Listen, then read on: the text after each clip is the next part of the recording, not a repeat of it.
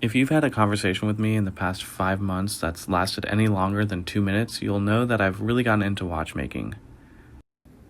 Today I'm building a really special watch using an NH35 Japanese movement and a Rolex Datejust style caseback. First thing I'm doing here is swapping out this date wheel. I have a custom one that I think will look a little bit better with the dial I'm using. So I've removed these screws. They're really tiny, but I'm removing this spring / cover piece, and there's the old date wheel. And here's the new one. See, it's got the blue numbers on that. I think it'll look a lot better with the dial that we're using. I feel like I'm making this look a lot easier than it was. I skipped some of the screws that I had to screw in and adjusting the jumper spring to make sure the date wheel clicks in place. But it's not a terribly involved process. This is about the easiest thing you can do when you're modifying a movement like this. So here I am making sure it works, does.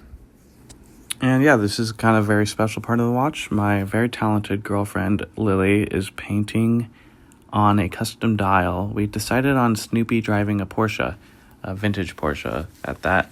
So here it is, a little bit closer. Yeah. And this is me placing the dial on top of the movement, making sure everything is lined up. I should mention we did spray like a clear enamel on it so that it's protected whilst handling it like this. But I think it looks really nice, especially with that blue date wheel. And here are the hands I'm using. They're really simple but classy.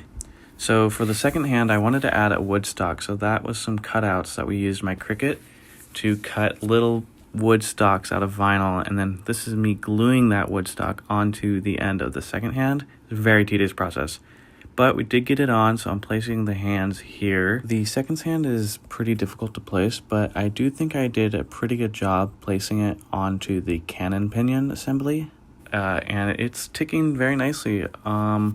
Pretty happy with the way the wood stock looks. It's kind of flying around Snoopy there. This is the caseback I'm using. It's a Rolex Datejust style with a fluted bezel. I really like this look, especially with a suede band, which I'll put on later. Right now we're adjusting the crown stem so that it doesn't stick out of the case too much. So I'm just cutting it down. I'm going to be filing it here and then gluing it onto the crown so that it doesn't unscrew itself while I'm adjusting the time. I cut down this process quite a bit, but I actually had to go back and forth several times to make sure it would fit right. The most important part is getting rid of all the dust and fingerprints underneath the sapphire and on the dial.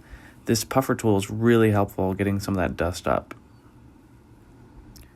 And here I am placing the crown stem in place, making sure it pushes in.